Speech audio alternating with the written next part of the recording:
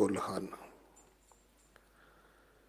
ਅੱਜ ਇਸ ਬਾਣੀ ਦੀ ਵਿਚਾਰ ਭਾਈ ਡਿਪਟੀ ਸਿੰਘ ਜੀ ਆਪ ਜੀ ਨੂੰ ਸਰਵਣ ਕਰਵਾਉਣਗੇ। ਇੱਕ ਦਿਨ ਦਾ ਉਹਨਾਂ ਦਾ ਸਮਾਂ ਹੈ ਸਾਡੇ ਪਾਸ।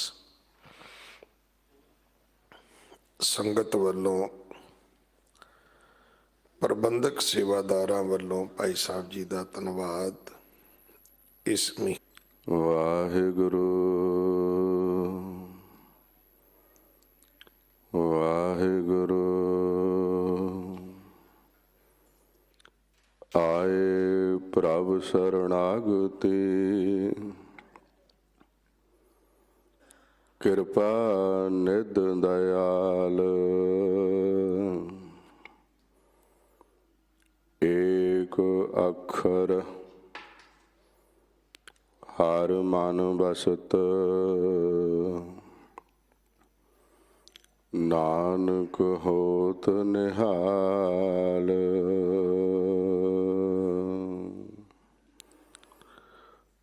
ਸਤਿਗੁਰਾਂ ਦੇ ਪਾਵਨ ਹਜ਼ੂਰ ਗੁਰਦੁਆਰਾ ਸ੍ਰੀ ਬੰਗਲਾ ਸਾਹਿਬ ਵਿਖੇ ਅੰਮ੍ਰਿਤ ਵੇਲੇ ਤੋਂ ਸਤਿਗੁਰ ਦੇ ਚਰਨਾਂ ਦੀਆਂ ਹਾਜ਼ਰੀਆਂ ਭਰ ਕੇ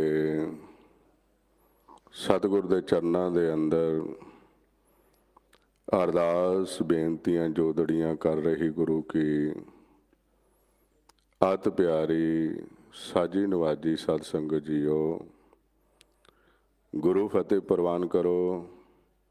ਵਾਹਿਗੁਰੂ ਜੀ ਕਾ ਖਾਲਸਾ, ਵਾਹਿਗੁਰੂ ਜੀ ਕੀ ਫਤਿਹ।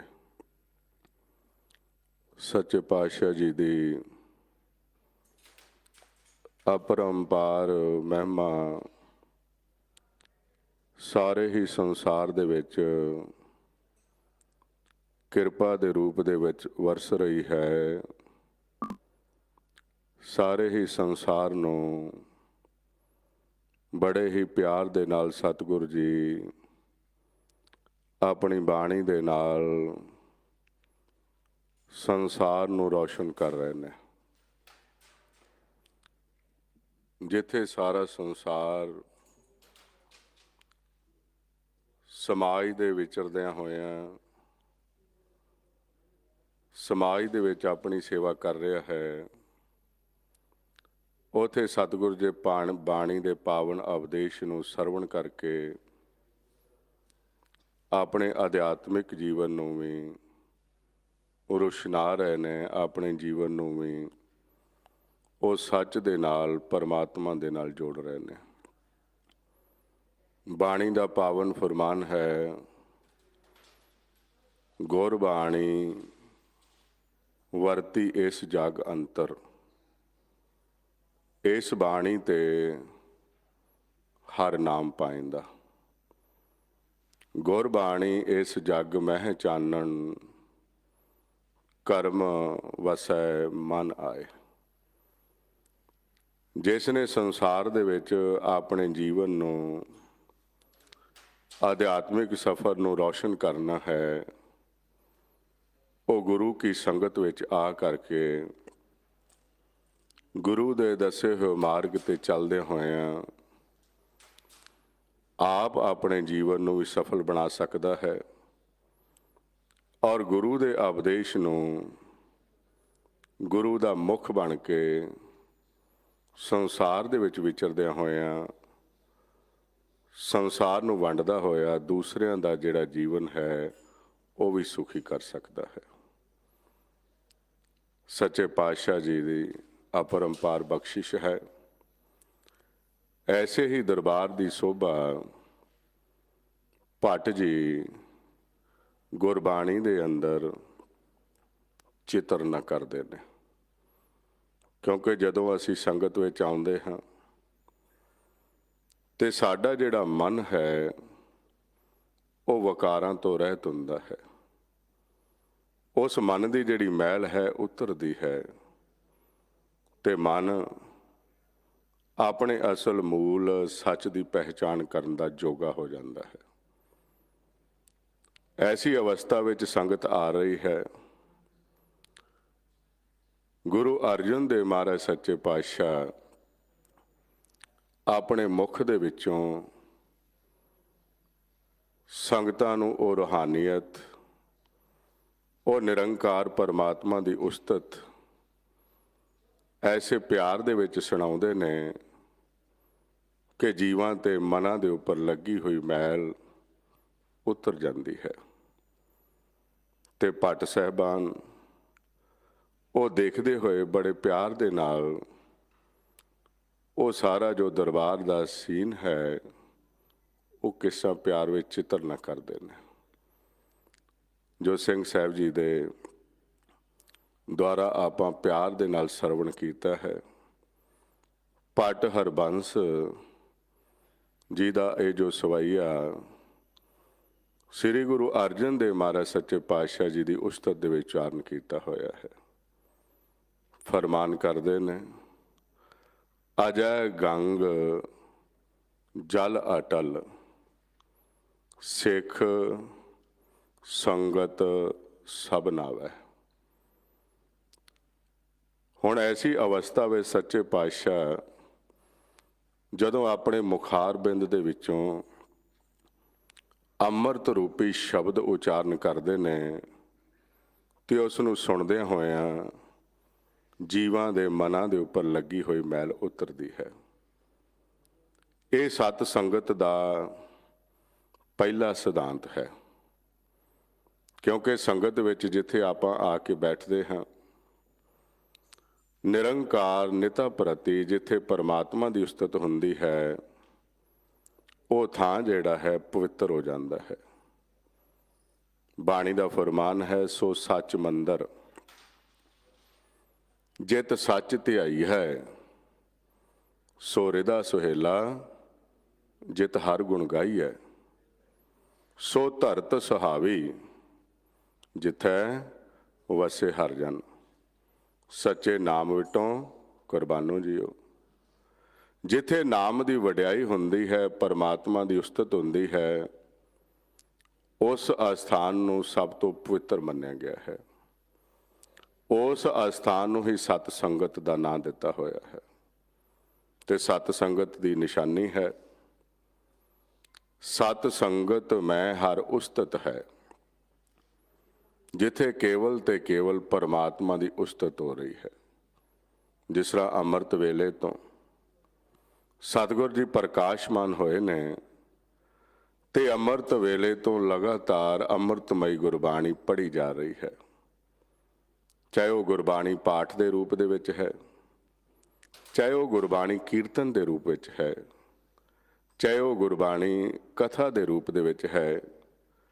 ਤੇ ਜਦੋਂ ਅਸੀਂ ਸਰਵਣ ਕਰਦੇ ਹਾਂ, ਸਾਡੇ ਮਨ ਤੇ ਲੱਗੀ ਹੋਈ ਜਿਹੜੀ ਮੈਲ ਹੈ ਉਤਰਦੀ ਹੈ, ਕਿਉਂਕਿ ਗੁਰਬਾਣੀ ਨਿਰੰਕਾਰ ਪਰਮਾਤਮਾ ਦੀ ਉਸਤਤ ਹੈ। ਤੇ ਪਾਤਸ਼ਾਹ ਫਰਮਾਉਂਦੇ ਨੇ, ਸਤ ਸੰਗਤ ਮੈਂ ਹਰ ਉਸਤਤ ਹੈ। ਸੰਗ ਸਾਧੂ ਮਿਲੇ ਪਿਆਰਿਆ, ਸੇ ਪੁਰਖ ਪ੍ਰਾਣੀ ਧਨ ਜਨ ਹੈ। ਉਪਦੇਸ਼ ਕਰੇ ਪਰ ਉਪਕਾਰਿਆ, ਹਰ ਨਾਮ ਦਿਰੜਾਵੈ, ਹਰ ਨਾਮ ਸੁਣਾਵੈ, ਹਰ ਨਾਮੇ ਜਗ ਨਿਸਤਾਰਿਆ। ਜਦੋਂ ਨਾਮ ਦੀ ਸੱਚ ਦੀ ਉਸਤਤ ਹੁੰਦੀ ਹੈ, ਉਸ ਅਸਥਾਨ ਨੂੰ ਸਤ ਸੰਗਤ ਕਿਹਾ ਹੈ। ਸਤ ਸੰਗਤ ਕੈਸੀ ਜਾਣੀਐ, ਜਿੱਥੇ ਏਕੋ ਨਾਮ ਵਖਾਣੀਐ। ਏਕੋ ਨਾਮ ਹੁਕਮ ਹੈ, ਨਾਨਕ ਸਤਿਗੁਰ ਦੀਆ ਬੁਝਾਏ ਦਿਓ। ਪਰਮਾਤਮਾ ਦੀ ਵਡਿਆਈ ਸਰਵਣ ਕਰਦਿਆਂ ਕਰਦਿਆਂ, ਸੰਗਤ ਵਿੱਚ ਬੈਠਿਆਂ ਬੈਠਿਆਂ ਸਾਡਾ ਜਿਹੜਾ ਮਨ ਹੈ ਉਹ ਧੋਤਾ ਜਾਣਾ ਸ਼ੁਰੂ ਹੋ ਜਾਂਦਾ ਹੈ। ਪਾਤਸ਼ਾਹ ਗੁਰਬਾਣੀ ਵਿੱਚ ਐਸੀ ਸੰਗਤ ਨੂੰ ਅੰਮ੍ਰਿਤਸਰ ਦਾ ਨਾਂ ਦਿੰਦੇ ਨੇ। ਤੇ ਸਾਡਾ ਜਿਹੜਾ ਮਨ ਹੈ ਵਕਾਰਾਂ ਦੇ ਵਿੱਚ ਜਦੋਂ ਹੁੰਦਾ ਹੈ, ਇਸ ਨੂੰ ਕਊਆ ਕਿਹਾ ਹੈ। ਤੇ ਜਦੋਂ ਉਹ ਸੰਗਤ ਵਿੱਚ ਆ ਕੇ ਬੈਠਦਾ ਹੈ, ਅੰਮ੍ਰਿਤਸਰ ਸਤਿਗੁਰ ਸਤਵਾਦੀ ਜਿਤ ਨਾਤੇ ਕਊਆ ਹੰਸ ਹੋਏ। ਨਾਨਕ ਧੰਨ ਧੰਨ ਵੱਡੇ ਵੱਡ ਭਾਗੀ ਜਿਨ ਗੁਰਮਤ ਨਾਮ ਅਰਿਧੇ ਮਲ ਤੋਏ। ਕਿਉਂਕਿ ਖੇਲ ਮਨ ਦਾ ਹੈ, ਮੈਲ ਮਨ ਨੂੰ ਲੱਗੀ ਹੋਈ ਹੈ। ਮਨ ਦੀ ਜਿਹੜੀ ਮੈਲ ਹੈ ਉਹ ਕੇਵਲ ਸਤ ਸੰਗਤ ਦੇ ਵਿੱਚ ਆ ਕੇ ਧੋਤੀ ਜਾ ਸਕਦੀ ਹੈ। ਮਨ ਦੀ ਜਿਹੜੀ ਮੈਲ ਹੈ ਕੇਵਲ ਪਰਮਾਤਮਾ ਦੀ ਵਡਿਆਈ ਨੂੰ ਸਰਵਣ ਕਰਕੇ ਧੋਤੀ ਜਾ ਸਕਦੀ ਹੈ। ਇਸ ਕਰਕੇ ਪਾਤਸ਼ਾਹ ਨੇ ਇਹ ਜੋ ਬਾਣੀ ਉਚਾਰਨ ਕੀਤੀ ਤੇ ਫਰਮਾਇਆ ਕਿ ਇਸ ਬਾਣੀ ਦੇ ਵਿੱਚ ਅੰਮ੍ਰਿਤ ਹੈ। ਜਿਹੜਾ ਇਸ ਬਾਣੀ ਨੂੰ ਪਿਆਰ ਦੇ ਨਾਲ ਸਰਵਣ ਕਰੇਗਾ, ਗੁਰਬਾਣੀ ਨੂੰ ਪਿਆਰ ਦੇ ਨਾਲ ਪੜ੍ਹੇਗਾ ਤੇ ਉਹਦੇ ਉੱਪਰ ਅੰਮ੍ਰਿਤ ਦੀਆਂ ਬੂੰਦਾਂ ਡਿੱਗਣਗੀਆਂ, ਉਹਦਾ ਮਨ ਸ਼ੁੱਧ ਹੋ ਜਾਏਗਾ, ਧੋਤਾ ਜਾਏਗਾ।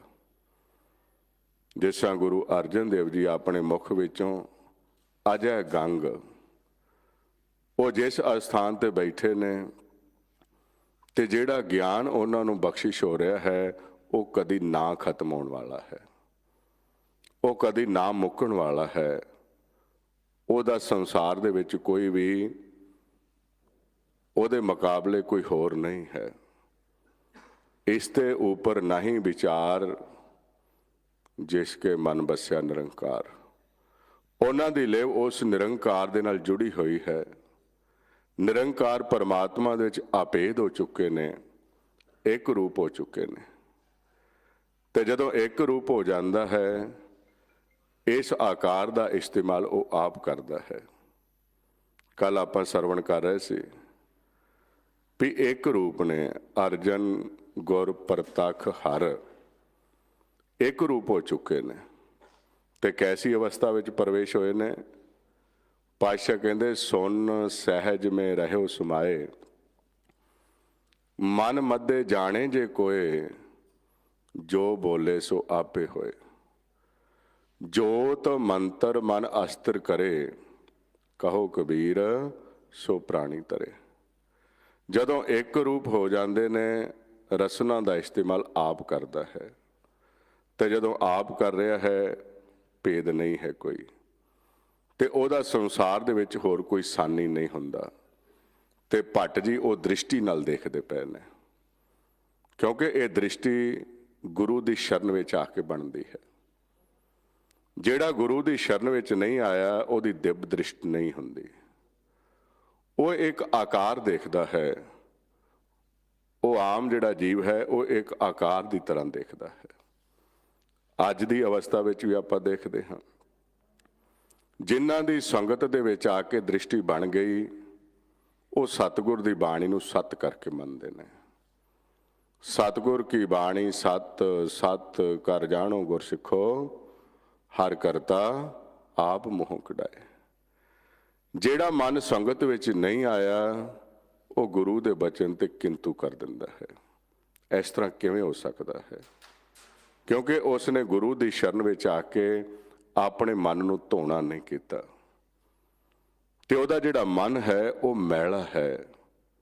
ਤੇ ਜਿੰਨੀ ਦੇਰ ਤੱਕ ਮਨ ਦੇ ਉੱਪਰ ਮੈਲ ਚੜੀ ਹੋਈ ਹੈ, ਉਹਦਾ ਨਿਰੰਕਾਰ ਪਰਮਾਤਮਾ ਦੇ ਨਾਲ ਪਿਆਰ ਨਹੀਂ। ਉਹ ਜਿਹੜਾ ਮਨ ਮੈਲਾ ਹੈ, ਉਹਦੀ ਦਿਵ ਦ੍ਰਿਸ਼ਟੀ ਨਹੀਂ ਹੈ, ਉਹਨੂੰ ਆਪਣਾ ਆਪ ਵੀ ਦਿਖਾਈ ਨਹੀਂ ਦਿੰਦਾ।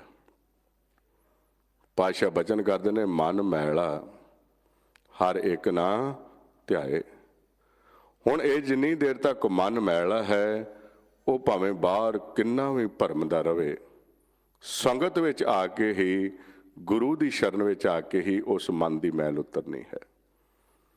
ਇਸ ਕਰਕੇ ਆਪਾਂ ਨੂੰ ਫਰਮਾਨ ਕੀਤਾ ਹੋਇਆ ਹੈ ਕਿ ਜੇ ਤੁਸੀਂ ਮਨ ਨੂੰ ਸ਼ੁੱਧ ਕਰਨਾ ਚਾਹੁੰਦੇ ਹੋ ਤਾਂ ਬਾਣੀ ਦੇ ਵਿੱਚ ਅੰਮ੍ਰਿਤ ਹੈ, ਬਾਣੀ ਗੁਰੂ ਹੈ। ਤੇ ਜਦੋਂ ਧਿਆਨ ਦੇ ਨਾਲ ਸੁਣੋਗੇ, ਬਾਣੀ ਗੁਰੂ, ਗੁਰੂ ਹੈ ਬਾਣੀ, ਵਿੱਚ ਬਾਣੀ ਅੰਮ੍ਰਿਤ ਸਾਰੇ।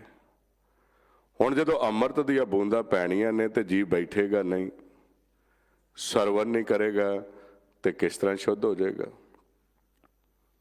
ਪਾਤਸ਼ਾਹ ਕਹਿੰਦੇ ਨੇ, ਪਾਣੀ ਚਿੱਤ ਨ ਧੋ ਪਈ, ਮੁਖ ਪੀਤੇ ਤਿਖ ਜਾਏ। ਪਾਣੀ ਦੇ ਨਾਲ ਮਨ ਨਹੀਂ ਧੋਤਾ ਜਾ ਸਕਦਾ। ਮਨ ਨੇ ਸ਼ੁੱਧ ਹੋਣਾ ਹੈ ਬਾਣੀ ਦੁਆਰਾ।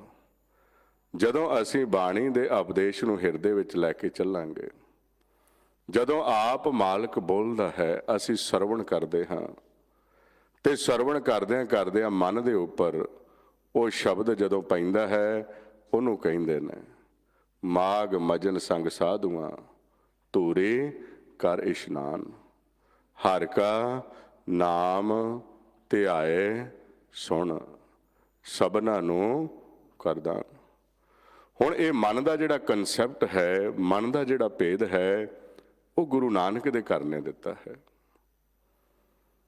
ਸੰਸਾਰ ਦੇ ਵਿੱਚ ਬਹੁਤ ਸਾਰੇ ਜੀਵ ਚੱਲਦੇ ਰਹੇ, ਲੇਕਿਨ ਉਹਨਾਂ ਨੂੰ ਮਨ ਦਾ ਭੇਦ ਨਹੀਂ ਆਇਆ ਕਿ ਮਨ ਨੂੰ ਵੀ ਧੋਣਾ ਹੈ, ਮਨ ਨੂੰ ਵੀ ਸ਼ੁੱਧ ਕਰਨਾ ਹੈ।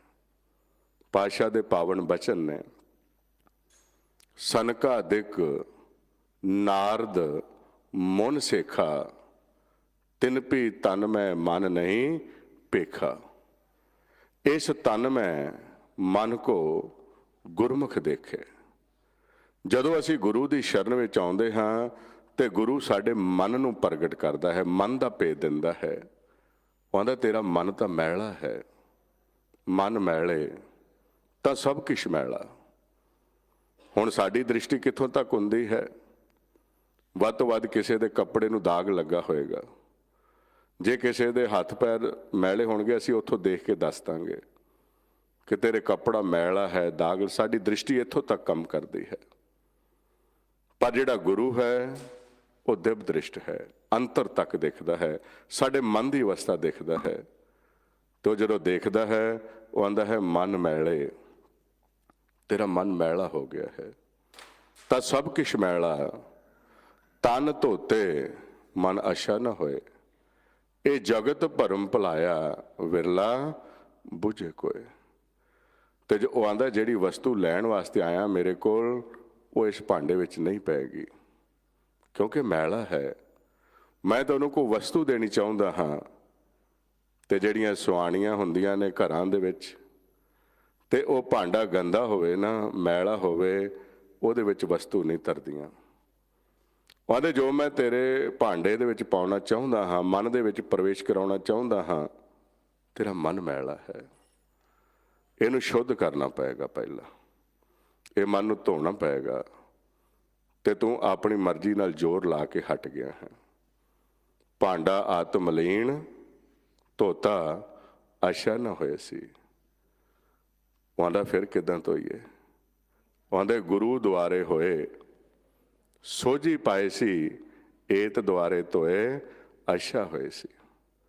ਗੁਰੂ ਕਹਿੰਦਾ ਬੈਠ ਜਾ, ਮੈਂ ਦੱਸਣਾ ਤੈਨੂੰ ਮਨ ਕਿਵੇਂ ਧੋਣਾ ਹੈ, ਮਨ ਨੂੰ ਕਿਵੇਂ ਸ਼ੁੱਧ ਕਰਨਾ ਹੈ, ਮਨ ਨੂੰ ਕਿਵੇਂ ਸਾਫ਼ ਕਰਨਾ ਹੈ। ਗੁਰੂ ਫਿਰ ਉੱਥੋਂ ਉਸ ਨੂੰ ਉਸਤਤ ਸੁਣਾਉਂਦਾ ਹੈ। ਉਸ ਅਵਸਥਾ ਵਿੱਚ ਗੁਰੂ ਨਾਨਕ ਦੇਵ ਜੀ ਨੇ ਸੰਸਾਰ ਨੂੰ ਦੱਸਣਾ ਸ਼ੁਰੂ ਕੀਤਾ। ਮਨ ਵੱਖਰਾ ਹੈ, ਤਨ ਵੱਖਰਾ ਹੈ। ਉਹ ਆਂਦੇ ਤਨ ਨੂੰ ਮੈਲ ਲੱਗ ਜਾਂਦੀ ਹੈ, ਪਾਣੀ ਨਾਲ ਧੋ ਲੈਂਦੇ ਹੋ, ਮਨ ਦੀ ਮੈਲ ਕਿਵੇਂ ਉਤਰੇਗੀ? ਪਾਤਸ਼ਾਹ ਨੇ ਇਸ ਤਰ੍ਹਾਂ ਸਮਝਾਇਆ ਕਿ ਸਧਾਰਨ ਤੋਂ ਸਧਾਰਨ ਮਨੁੱਖ ਨੂੰ ਵੀ ਸਮਝ ਲੱਗ ਜਾਏ। ਸਧਾਰਨ ਤੋਂ ਸਧਾਰਨ ਜਿਹੜਾ ਜੀਵ ਹੈ ਉਹ ਵੀ ਸਮਝ ਲੈ ਵੀ ਕਿਸ ਤਰ੍ਹਾਂ ਇਸ ਮਨ ਨੂੰ ਧੋਣਾ ਹੈ। ਤੇ ਪਾਤਸ਼ਾਹ ਨੇ ਫਰਮਾਇਆ ਹੈ ਇਹ ਗੁਰੂ ਦਾ ਬਿਰਧ ਹੈ ਕਿ ਗੁਰੂ ਸਾਡੇ ਨਾਲ ਧੋਖਾ ਨਹੀਂ ਕਰਦਾ। ਉਹ ਸਾਨੂੰ ਦੱਸਦਾ ਹੈ ਕਿ ਵਸਤੂ ਤਾਂ ਟਿਕੇਗੀ ਜੇ ਇਹ ਸ਼ੁੱਧ ਹੋਏਗਾ। ਤੇ ਕਿਵੇਂ ਸ਼ੁੱਧ ਹੋਣਾ? ਭਰੀਏ ਹੱਥ ਪੈਰ ਤਨ ਦੇ। ਪਹਿਲਾਂ ਸਮਝਾਉਂਦੇ ਨੇ ਉਦਾਹਰਨ ਦੇ ਕੇ, ਐਗਜ਼ਾਮਪਲ ਦੇ ਕੇ। ਜਿਸ ਤਰ੍ਹਾਂ ਇੱਕ ਟੀਚਰ ਪਹਿਲਾਂ ਇੱਕ ਐਗਜ਼ਾਮਪਲ ਦਿੰਦਾ ਹੈ, ਫਿਰ ਸਮਝਾਉਂਦਾ ਹੈ, ਫਿਰ ਕਹਿੰਦਾ ਤੁਸੀਂ ਇਸ ਤਰ੍ਹਾਂ ਹੱਲ ਕਰੋ। ਉਹ ਆਂਦੇ ਭਰੀਏ ਹੱਥ ਪੈਰ ਤਨ ਦੇ, ਪਾਣੀ ਧੋਤਾ ਉਤਰਸ ਕੇ, ਮੂਤ ਪਲੀਤੀ ਕਪੜ ਹੋਏ, ਦੇ ਸਾਬੂਨ ਲਈਏ ਉਤੋਏ, ਭਰੀਏ ਮਤ ਪਾਪਾ ਕੈ ਸੰਗ, ਉਹ ਧੋਪੈ ਨਾਵੇ ਕੇ ਰੰਗ। ਇਹ ਜਿਹੜੀ ਮੈਲ ਲੱਗੀ ਹੋਈ ਹੈ ਇਹ ਨਾਮ ਦੇ ਨਾਲ ਧੁੱਪ ਜਾਏਗੀ। ਬੈਠੋਗੇ ਸ਼ਬਦ ਦੀ ਵਿਚਾਰ ਸੁਣੋਗੇ, ਮੈਲ ਧੁੱਪ ਜਾਏਗੀ। ਪਰ ਬੈਠੇਗਾ ਕੌਣ? ਸ਼ਬਦ ਦੀ ਵਿਚਾਰ ਨੂੰ ਸੁਣੋਗੇ, ਮੈਲ ਧੋਤੀ ਜਾਏਗੀ। ਤੇ ਪਾਤਸ਼ਾਹ ਸਮਝਾਇਆ, ਉਹ ਆਂਦੇ ਮਨ ਧੋਵੋ ਸ਼ਬਦ ਲਾਗੋ, ਹਰਸ਼ਿਓ ਰਹੋ ਚਿਤ ਲਾਏ। ਇਹ ਜਿਹੜੇ ਵਕਾਰਾਂ ਦੀ, ਸਹਿੰਸਿਆਂ ਦੀ, ਚਿੰਤਾਵਾਂ ਦੀ, ਦੁਬਿਧਾ ਦੀ, ਇਹ ਮੈਲ ਲੱਗੀ ਹੋਈ ਹੈ, ਇਹਨੂੰ ਨਾਮ ਦੁਆਰਾ ਧੋ ਲਓ। ਨਾਮ ਦੇ ਨਾਲ ਜਦੋਂ ਇਸ ਮੈਲ ਨੂੰ ਧੋਵੋਗੇ ਇਹ ਸ਼ੁੱਧ ਹੋ ਜਾਏਗਾ। ਫਿਰ ਗੁਰੂ ਦਾ ਉਪਦੇਸ਼ ਸਰਵਣ ਕਰਨਾ ਸ਼ੁਰੂ ਕਰੋਗੇ। ਹੁਣ ਐਸੀ ਅਵਸਥਾ ਵਿੱਚ ਜਦੋਂ ਆਪਾਂ ਸੰਗਤ ਵਿੱਚ ਆ ਕੇ ਬੈਠਦੇ ਹਾਂ ਤੇ ਸਤਿਗੁਰ ਦੇ ਪਾਵਨ ਉਪਦੇਸ਼ ਨੂੰ ਸੁਣਦੇ ਹਾਂ, ਉਹ ਕੰਨਾਂ ਦੇ ਰਾਹੀਂ ਸਾਡੇ ਅੰਦਰ ਨੂੰ ਜਾਂਦਾ ਹੈ, ਉਹ ਮਨ ਸ਼ੁੱਧ ਹੋਣਾ ਸ਼ੁਰੂ ਹੋ ਜਾਂਦਾ ਹੈ। ਤੇ ਪਾਤਸ਼ਾਹ ਕਹਿੰਦੇ ਨੇ ਅਜੈ ਗੰਗ ਜਲ ਅਟਲ, ਉਹਨਾਂ ਦੇ ਮੁਖ ਦੇ ਵਿੱਚੋਂ ਨਿਕਲਿਆ ਹੋਇਆ ਜਿਹੜਾ ਇੱਕ ਇੱਕ ਸ਼ਬਦ ਹੈ ਉਹ ਅੰਮ੍ਰਿਤ ਹੈ। ਚਿਮ ਚਿਮ ਬਰਸੇ ਅੰਮ੍ਰਿਤ ਧਾਰਾ, ਮਨ ਪੀਵੈ ਸੁਣ ਸ਼ਬਦ ਵਿਚਾਰਾ। ਜਦੋਂ ਅਸੀਂ ਸ਼ਬਦ ਦੀ ਵਿਚਾਰ ਨੂੰ ਸਰਵਣ ਕਰਦੇ ਹਾਂ, ਉਹ ਅੰਮ੍ਰਿਤ ਦੀਆਂ ਬੂੰਦਾਂ ਸਾਡੇ ਮਨ ਦੇ ਉੱਪਰ ਪੈਂਦੀਆਂ ਨੇ। ਮਨ ਤਨ ਧੋਵੈ ਸ਼ਬਦ ਵਿਚਾਰੀ। ਇਹ ਜਿਹੜਾ ਮਨ ਹੈ ਇਹ ਫਿਰ ਧੁੱਪਣਾ ਸ਼ੁਰੂ ਹੋ ਜਾਂਦਾ ਹੈ, ਮਨ ਸ਼ੁੱਧ ਹੋਣਾ ਸ਼ੁਰੂ ਹੋ ਜਾਂਦਾ ਹੈ। ਤੇ ਪਾਤਸ਼ਾਹ ਕਹਿੰਦੇ ਨੇ ਸਿੱਖ ਸੰਗਤ ਸਭ ਨਾਵੈ। ਇੱਥੇ ਫਿਰ ਉਹਨਾਂ ਨੇ ਇੱਕ ਬਚਨ ਵਰਤਿਆ ਹੈ ਭੱਟ ਜੀ ਨੇ, ਸਿੱਖ। ਕਿੰਨਾ ਪਿਆਰਾ ਸ਼ਬਦ ਹੈ ਕਿ ਜਦੋਂ ਅਸੀਂ ਗੁਰੂ ਦੀ ਸ਼ਰਨ ਵਿੱਚ ਆ ਕੇ ਨਤਮਸਤਕ ਹੁੰਦੇ ਹਾਂ, ਗੁਰੂ ਦੀ ਸ਼ਰਨ ਵਿੱਚ ਆ ਕੇ ਬੈਠਦੇ ਹਾਂ, ਗੁਰੂ ਦੇ ਉਪਦੇਸ਼ ਨੂੰ ਸਰਵਣ ਕਰਦੇ ਹਾਂ, ਤੇ ਉਸ ਵਕਤ ਅਸੀਂ ਸਿੱਖ ਹਾਂ। ਅਸੀਂ ਸਿੱਖਣ ਵਾਸਤੇ ਆਏ ਹੋਏ ਹਾਂ। ਤੇ ਗੁਰੂ ਦਾ ਜਿਹੜਾ ਉਪਦੇਸ਼ ਹੈ ਉਸ ਨੂੰ ਆਪਣੇ ਹਿਰਦੇ ਦੇ ਵਿੱਚ ਵਸਾ ਲੈਣਾ ਹੈ। ਗੁਰੂ ਦੇ ਉਪਦੇਸ਼ ਨੂੰ ਆਪਣੇ ਹਿਰਦੇ ਦੇ ਵਿੱਚ ਧਾਰਨ ਕਰ ਲੈਣਾ। ਉਹ ਕਹਿੰਦੇ ਨੇ ਸਿੱਖ ਸੰਗਤ ਸਭ ਨਾਵੈ। ਜਦੋਂ ਸਤਿਗੁਰ ਜੀ ਪਾਵਨ ਵਿਚਾਰ ਕਰਦੇ ਨੇ, ਉਸ ਨੂੰ ਸਰਵਣ ਕਰਦੇ ਹੋਏ ਜਿਹੜੇ ਜੀਵ ਨੇ ਉਹ ਸੰਗਤ ਆ ਕੇ ਬੈਠਦੀ ਤੇ ਉਹਦੇ ਵਿੱਚ ਟੁੱਬੀਆਂ ਲਾਉਂਦੀ ਹੈ। ਉਸ ਅੰਮ੍ਰਿਤ ਸਰੋਵਰ ਦੇ ਵਿੱਚ ਆ ਕੇ ਸਰਵਣ ਕਰਦੇ ਨੇ, ਸਾਰੀ ਸੰਗਤ ਆ ਕੇ ਬੈਠਦੀ ਹੈ। ਹੁਣ ਜਿਸ ਤਰ੍ਹਾਂ ਆਪਾਂ ਦੂਰੋਂ ਚੱਲ ਕੇ ਆਉਂਦੇ ਹਾਂ, ਸਤਿਗੁਰ ਦੀ ਪਾਵਨ ਹਜ਼ੂਰੀ ਦੇ ਵਿੱਚ ਆ ਕੇ ਬੈਠਦੇ ਹਾਂ ਤੇ ਸਤਿਗੁਰ ਦੇ ਪਾਵਨ ਉਪਦੇਸ਼ ਨੂੰ ਸਰਵਣ ਕਰਦੇ ਹਾਂ, ਤੇ ਸਾਡੇ ਮਨ ਦੀ ਮੈਲ ਜਿਹੜੀ ਉਤਰਨੀ ਸ਼ੁਰੂ ਹੋ ਜਾਂਦੀ ਹੈ। ਇਸੇ ਨੂੰ ਪਾਤਸ਼ਾਹ ਨੇ ਸਭ ਤੋਂ ਉੱਤਮ ਤੀਰਥ ਕਿਹਾ ਹੈ ਤੇ ਫਰਮਾਇਆ ਹੈ ਤੀਰਥ ਨਾਵਣ ਜਾਓ, ਤੀਰਥ ਨਾਮ ਹੈ। ਤੀਰਥ ਸ਼ਬਦ ਵਿਚਾਰ ਅੰਤਰ ਗਿਆਨ ਹੈ, ਅੰਤਰਗਤ ਤੀਰਥ ਮਲ ਨਾਓ। ਹੁਣ ਜਦੋਂ ਜੀਵ ਆਉਂਦੇ ਨੇ, ਸੰਗਤ ਆਉਂਦੀ ਹੈ, ਆ ਕੇ ਬੈਠਦੀ ਹੈ, ਸਰਵਣ ਕਰਦੀ, ਤੇ ਮਨ ਤੇ ਲੱਗੀ ਹੋਈ ਮੈਲ ਉਤਰ ਜਾਂਦੀ ਹੈ। ਜਦੋਂ ਮਨ ਤੇ ਲੱਗੀ ਹੋਈ ਮੈਲ ਉਤਰ ਜਾਂਦੀ ਹੈ ਤੇ ਮਨ ਕਿਸ ਅਵਸਥਾ ਵਿੱਚ ਆ ਜਾਂਦਾ ਹੈ? ਪਾਤਸ਼ਾਹ ਕਹਿੰਦੇ ਨੇ ਨਿਤ ਪੁਰਾਣ ਬਾਚੀ ਹੈ, ਵੇਦ ਬ੍ਰਹਮਾ ਮੁਖ ਗਾਵੇ। ਹੁਣ ਗੁਰਮੁਖ ਪਿਆਰਿਓ, ਜਿੰਨੀ ਦੇਰ ਤੱਕ ਮਨ ਮੈਲਾ ਹੈ, ਮਨ ਸ਼ੁੱਧ ਨਹੀਂ ਹੈ, ਉਸ ਦਾ ਪਰਮਾਤਮਾ ਦੇ ਨਾਲ ਪਿਆਰ ਨਹੀਂ ਪੈਂਦਾ। ਗੁਰੂ ਦਾ ਜਿਹੜਾ ਬਚਨ ਹੈ ਉਸ ਦੇ ਹਿਰਦੇ ਦੇ ਵਿੱਚ ਨਹੀਂ ਵਸਦਾ, ਤੇ ਉਸ ਮਨ ਦੀ ਅਵਸਥਾ ਇੱਕ ਸਾਕਤ ਦੀ ਅਵਸਥਾ ਹੁੰਦੀ ਹੈ। ਸਾਕਤ ਦੀ ਅਵਸਥਾ ਐਸੀ ਅਵਸਥਾ ਹੈ, ਪਾਤਸ਼ਾਹ ਗੁਰਬਾਣੀ ਵਿੱਚ ਦੱਸਦੇ ਨੇ ਕਿ ਉਹਦੇ ਕੋਲ ਜੇ ਤੁਸੀਂ ਕੋਈ ਗੱਲ ਕਰੋਗੇ, ਪਰਮਾਤਮਾ ਦੀ ਗੱਲ ਕਰੋਗੇ, ਨਿਰੰਕਾਰ ਦੀ ਗੱਲ ਕਰੋਗੇ, ਉਹਦੇ ਕੋਲ ਗੁਰੂ ਦੀ ਕੋਈ ਗੱਲ ਕਰੋਗੇ, ਉਹਨੂੰ ਨਹੀਂ ਭੇਤ ਲੱਗੇਗਾ, ਕਿਉਂਕਿ ਉਹਦਾ ਮਨ ਇੰਨਾ ਦੂਰ ਚਲਾ ਜਾਂਦਾ ਹੈ ਕਿ ਉਹ ਪਰਮਾਤਮਾ ਨਾਲੋਂ, ਨਿਰੰਕਾਰ ਦੇ ਨਾਲੋਂ, ਗੁਰੂ ਨਾਲੋਂ ਟੁੱਟ ਕੇ ਇੱਕ ਪ੍ਰੇਤ ਰੂਪ ਬਣ ਜਾਂਦਾ ਹੈ। ਤੇ ਜਿਹੜਾ ਮਨ ਪ੍ਰੇਤ ਰੂਪ ਬਣ ਜਾਂਦਾ ਹੈ, ਉਹਨੂੰ ਗੁਰੂ ਦੇ ਬਚਨ ਦਾ ਭੇਦ ਨਹੀਂ ਆਉਂਦਾ, ਉਹ ਗੁਰੂ ਦੀ ਸੰਗਤ ਵਿੱਚ ਨਹੀਂ ਆਉਂਦਾ, ਗੁਰੂ ਦੇ ਉਪਦੇਸ਼ ਨੂੰ ਸਰਵਣ ਨਹੀਂ ਕਰਦਾ, ਤੇ ਉਹ ਆਪਣੀ ਮੱਤ ਦੁਆਰਾ ਚੱਲ ਰਿਹਾ ਹੁੰਦਾ ਹੈ। ਤੇ ਪਾਤਸ਼ਾਹ ਉਹਦੇ ਬਾਰੇ ਬਚਨ ਕਰਦੇ ਨੇ ਕਿ ਜਿਹੜਾ ਸੰਗਤ ਵਿੱਚ ਆ ਕੇ ਬੈਠ ਕੇ ਸਰਵਣ ਕਰਦਾ, ਉਹਦੇ ਮਨ ਦੀ ਮੈਲ ਉਤਰਦੀ ਹੈ। ਤੇ ਜਿਹੜਾ ਗੁਰੂ ਦੇ ਉਪਦੇਸ਼ ਨੂੰ ਸਰਵਣ ਹੀ ਨਹੀਂ ਕਰਦਾ ਕਦੀ, ਤੇ ਉਸ ਮਨ ਦੀ ਕੀ ਅਵਸਥਾ ਹੈ?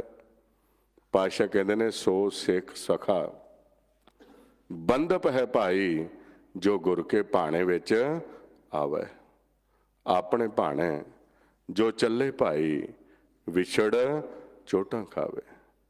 ਜਿਹੜਾ ਗੁਰੂ ਦੇ ਹੁਕਮ ਤੋਂ ਮੁਨਕਰ ਹੋ ਜਾਂਦਾ ਹੈ, ਗੁਰੂ ਦੀ ਸੰਗਤ ਤੋਂ ਦੂਰ ਹੋ ਜਾਂਦਾ ਹੈ, ਗੁਰੂ ਦੇ ਉਪਦੇਸ਼ ਤੋਂ ਦੂਰ ਹੋ ਜਾਂਦਾ ਹੈ, ਤੇ ਮਾਇਆ ਦੇ ਨਾਲ ਪਿਆਰ ਪਾਉਣਾ ਸ਼ੁਰੂ ਕਰ ਦਿੰਦਾ ਹੈ। ਤੇ ਜਿਸ ਮਨ ਦਾ ਪਿਆਰ ਮਾਇਆ ਦੇ ਨਾਲ ਪੈਣਾ ਸ਼ੁਰੂ ਹੋ ਗਿਆ, ਤੇ ਪਾਤਸ਼ਾਹ ਉਸ ਮਨ ਦੀ ਅਵਸਥਾ ਕੀ ਦੱਸਦੇ ਨੇ ਕਿ ਉਸ ਨੂੰ ਗੁਰੂ ਦੇ ਉਪਦੇਸ਼ ਦਾ ਨਹੀਂ ਪਤਾ, ਗੁਰੂ ਉਸ ਨੂੰ ਕੀ ਸਮਝਾਉਣਾ ਚਾਹੁੰਦਾ ਹੈ।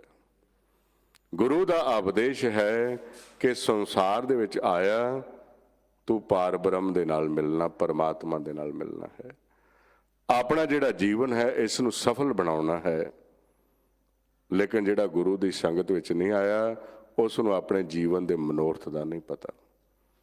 ਤੇ ਐਸੀ ਅਵਸਥਾ ਵਿੱਚ ਜਿਹੜਾ ਮਨ ਚੱਲ ਰਿਹਾ ਹੈ ਉਸ ਨੂੰ ਪਾਤਸ਼ਾਹ ਨੇ ਮਨਮੁਖ ਦਾ ਨਾਂ ਦਿੱਤਾ ਹੈ। ਤੇ ਪਾਤਸ਼ਾਹ ਕਹਿੰਦੇ ਨੇ ਬਿਨ ਸੰਗਤੀ ਸਭ ਐਸੇ ਰਹੇ ਜੈਸੇ ਪਸ ਢੋਰ। ਜਿਹੜੇ ਸੰਗਤ ਵਿੱਚ ਨਹੀਂ ਆਏ, ਗੁਰੂ ਦੇ ਬਚਨ ਦੇ ਨਾਲ ਨਹੀਂ ਜੁੜੇ, ਉਹ ਇਸ ਤਰ੍ਹਾਂ ਵਿਚਰਦੇ ਨੇ ਜਿਸ ਤਰ੍ਹਾਂ 84 ਲੱਖ ਜੂਨ ਦੇ ਦੂਸਰੇ ਜਾਨਵਰ ਨੇ। ਉਹ ਖਾ ਰਹੇ ਨੇ, ਪੀ ਰਹੇ ਨੇ, ਹੰਢਾ ਰਹੇ ਨੇ, ਪਰ ਉਹ ਕਿਸੇ ਲੇਖੇ ਵਿੱਚ ਨਹੀਂ ਹਨ, ਕਿਉਂਕਿ ਸੰਗਤ ਵਿੱਚ ਨਹੀਂ ਆਏ। ਸੰਗਤ ਨੂੰ ਵਡਿਆਈ ਦਿੱਤੀ ਹੋਈ ਹੈ। ਬਿਨ ਸੰਗਤੀ ਸਭ ਐਸੇ ਰਹੇ ਜੈਸੇ ਪਸ ਢੋਰ, ਜਿਨ ਕੀਤੇ ਤਿਸੇ ਨਾ ਜਾਣਨੀ, ਬਿਨ ਨਾਮੈ ਸਭ ਚੋਰ। ਕਿ ਉਹਨਾਂ ਦੀ ਅਵਸਥਾ ਇਸ ਮਾਇਆ ਦੇ ਘਰ ਦੇ ਵਿੱਚ ਕੈਸੀ ਅਵਸਥਾ ਹੈ। ਉਹ ਇੱਕ ਚੋਰ ਦੀ ਨਿਆਈ ਚੱਲਦੇ ਪਏ ਨੇ। ਉਹਨਾਂ ਨੇ ਗੁਰੂ ਦੇ ਉਪਦੇਸ਼ ਨੂੰ ਸਰਵਣ ਨਹੀਂ ਕੀਤਾ। ਤੇ ਭੱਟ ਸਾਹਿਬਾਨ ਕੀ ਦੇਖਦੇ ਨੇ? ਉਹ ਆਂਦੇ ਨੇ ਜਿਹੜੇ ਸੰਗਤ ਵਿੱਚ ਆਏ, ਗੁਰੂ ਦੇ ਉਪਦੇਸ਼ ਨੂੰ ਸਰਵਣ ਕੀਤਾ, ਤੇ ਉਪਦੇਸ਼ ਨੂੰ ਸਰਵਣ ਕਰਦਿਆਂ ਉਹਨਾਂ ਦੇ ਮਨ ਦੀ ਮੈਲ ਉਤਰ ਗਈ ਤੇ ਉਹਨਾਂ ਦਾ ਜਿਹੜਾ ਧਿਆਨ ਸੀ ਚੌਥੇ ਪਦ ਵਿੱਚ ਚਲਾ ਗਿਆ। ਉਹਨਾਂ ਨੂੰ ਗਿਆਨ ਹੋਣਾ ਸ਼ੁਰੂ ਹੋ ਗਿਆ। ਉਹਨਾਂ ਦੀ ਆਤਮਿਕ ਅਵਸਥਾ ਜਿਹੜੀ ਸੀ ਉੱਚੀ ਹੋ ਗਈ। ਜਿਸ ਤਰ੍ਹਾਂ ਇੱਕ ਬੱਚਾ ਸਕੂਲ ਦੇ ਵਿੱਚ ਜਾਂਦਾ ਹੈ ਤੇ ਉੱਥੇ ਜਾ ਕੇ ਉਹ ਸਿੱਖਿਆ ਪ੍ਰਾਪਤ ਕਰਦਾ ਹੈ, ਪੜ੍ਹਾਈ ਕਰਦਾ ਹੈ, ਤੇ ਦੁਨਿਆਵੀ ਤੌਰ ਤੇ ਉਸ ਨੂੰ ਗਿਆਨ ਹੋ ਜਾਂਦਾ ਹੈ। ਤੇ ਜਿਹੜਾ ਸਕੂਲ ਵਿੱਚ ਨਹੀਂ ਜਾਂਦਾ ਉਹਨੂੰ ਪਛਾਣ ਹੀ ਨਹੀਂ ਆਉਂਦੀ ਅੱਖਰਾਂ ਦੀ, ਉਹਨੂੰ ਭੇਦ ਹੀ ਨਹੀਂ ਆਉਂਦਾ। ਇਸ ਕਰਕੇ ਜਦੋਂ ਅਸੀਂ ਸੰਗਤ ਵਿੱਚ ਆਉਂਦੇ ਹਾਂ ਤੇ ਸੰਗਤ ਵਿੱਚ ਆ ਕੇ ਸਾਨੂੰ ਬ੍ਰਹਮ ਦਾ, ਨਿਰੰਕਾਰ ਦਾ, ਪਰਮਾਤਮਾ ਦਾ ਭੇਦ ਮਿਲਣਾ ਸ਼ੁਰੂ ਹੋ ਜਾਂਦਾ ਹੈ। ਤੇ ਉਸ ਵਕਤ ਭੱਟ ਜੀ ਦੇਖਦੇ ਨੇ, ਉਹ ਕਹਿੰਦੇ ਨੇ ਜਦੋਂ ਸੰਗਤ ਵਿੱਚ ਆਏ ਮਨ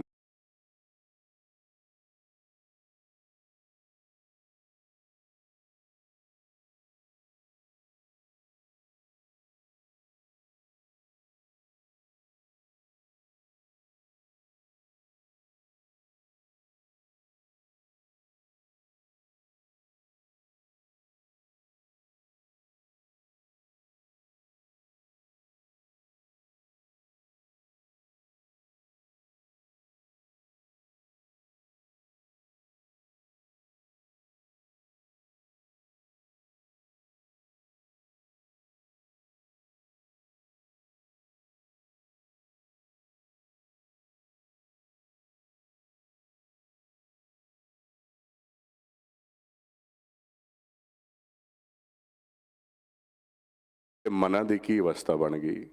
ਨਿਤ ਪੁਰਾਣ ਬਾਚੀ ਹੈ, ਵੇਦ ਬ੍ਰਹਮਾ ਮੁਖ ਗਾਵੇ। ਆਉਂਦੇ ਇਸ ਤਰ੍ਹਾਂ ਲੱਗ ਰਿਹਾ ਹੈ ਕਿ ਜਿਸ ਤਰ੍ਹਾਂ ਸਾਰੇ ਹੀ ਦੇਵਤੇ ਬੈਠੇ ਹੋਏ ਨੇ ਤੇ ਸਾਰੇ ਹੀ ਉਸ ਪਰਮਾਤਮਾ ਦੀ ਉਸਤਤ ਕਰ ਰਹੇ ਨੇ, ਉਹਦੇ ਪਰਮਾਤਮਾ ਦੇ, ਬ੍ਰਹਮ ਦੇ, ਨਿਰੰਕਾਰ ਦੇ ਗੁਣ ਗਾ ਰਹੇ ਨੇ, ਉਹਦੇ ਗੀਤ ਗਾ ਰਹੇ ਨੇ। ਇਹ ਸਾਰੇ ਹੀ ਜਿਸ ਤਰ੍ਹਾਂ ਮਾਨੋ ਦੇਵਤੇ ਬੈਠੇ ਹੋਏ ਨੇ। ਜਿਸ ਅਵਸਥਾ ਦੇ ਵਿੱਚ ਗੁਰੂ ਨਾਨਕ ਦੇਵ ਪਾਤਸ਼ਾਹ ਜੀ ਜਦੋਂ ਕਰਤਾਰਪੁਰ ਦੀ ਧਰਤੀ ਤੇ ਬੈਠੇ ਨੇ ਤੇ ਭਾਈ ਲਹਿਣਾ ਜੀ ਜਦੋਂ ਜਾ ਰਹੇ ਨੇ ਦਰਸ਼ਨਾਂ ਵਾਸਤੇ ਤੇ ਗੁਰੂ ਨਾਨਕ ਦੇਵ ਪਾਤਸ਼ਾਹ ਨੂੰ ਉੱਥੇ ਮਿਲਾਪ ਹੋਇਆ, ਮਿਲੇ ਨੇ। ਤੇ ਉੱਥੇ ਗੁਰੂ ਨਾਨਕ ਦੇਵ ਪਾਤਸ਼ਾਹ ਨੇ ਜਦੋਂ ਵਿਚਾਰ ਕੀਤੀ, ਭਾਈ ਲਹਿਣਾ ਜੀ ਨੂੰ ਪੁੱਛਿਆ ਕਿ ਲਹਿਣਾ ਜੀ ਕਿੱਥੇ ਜਾ ਰਹੇ ਹੋ? ਤੇ ਆਂਦੇ ਨੇ ਅਸੀਂ ਤਾਂ ਦੇਵੀ ਦੇ ਦਰਸ਼ਨ ਕਰਨ ਵਾਸਤੇ ਜਾ ਰਹੇ ਹਾਂ। ਤੁਹਾਡੇ ਭਾਈ ਲਹਿਣਾ ਜੀ, ਜੇ ਤੁਹਾਨੂੰ ਅੱਜ ਅਸੀਂ ਇੱਥੇ ਅਸਲੀ ਦੇਵੀ ਦੇਵਤਿਆਂ ਦਿਖਾ ਦਈਏ ਤਾਂ? ਉਹ ਆਂਦੇ ਹੋਰ ਕੀ ਚਾਹੀਦਾ ਹੈ। ਉਹ ਠਹਿਰ ਗਏ ਉੱਥੇ। ਪਹਿਲਾਂ ਉਹਨਾਂ ਨੇ ਪੁੱਛਿਆ ਕਿ ਜਿਸ ਦੇਵੀ ਦੇ ਦਰਸ਼ਨ ਕਰਨ ਵਾਸਤੇ ਜਾਂਦੇ ਹੋ ਉਹ ਤੁਹਾਨੂੰ ਕੀ ਉਪਦੇਸ਼ ਦਿੰਦੀ ਹੈ? ਤਾਂ ਉਹਨਾਂ ਨੇ ਬਚਨ ਕੀਤਾ, ਜੀ ਉਹ ਤਾਂ ਪੱਥਰ ਦੀ ਮੂਰਤੀ ਹੈ, ਬੋਲਦੀ ਨਹੀਂ, ਅਸੀਂ ਸਗੋਂ ਭੇਟਾ ਗਾਉਂਦੇ ਜਾਂਦੇ ਹਾਂ। ਤੇ ਆਂਦੇ ਨੇ ਤੁਹਾਨੂੰ ਅਸਲ ਦੇਵੀ ਦੇਵਤਿਆਂ ਦੇ ਦਰਸ਼ਨ ਕਰਾਈਏ ਤਾਂ? ਆਂਦੇ ਹੋਰ ਕੀ ਚਾਹੀਦਾ ਹੈ? ਆਂਦੇ ਠਹਿਰੋ ਅੱਜ। ਹੁਣ ਠਹਿਰੇ ਨੇ, ਸੁਬਾਹ ਉੱਠੇ ਨੇ ਤੇ ਦੇਖਿਆ ਜਿੱਥੇ ਪਾਤਸ਼ਾਹ ਜੀ ਵਿਚਾਰ ਕਰ ਰਹੇ ਨੇ, ਸੰਗਤਾਂ ਆ ਕੇ ਸੇਵਾ ਕਰ ਰਹੀਆਂ ਨੇ।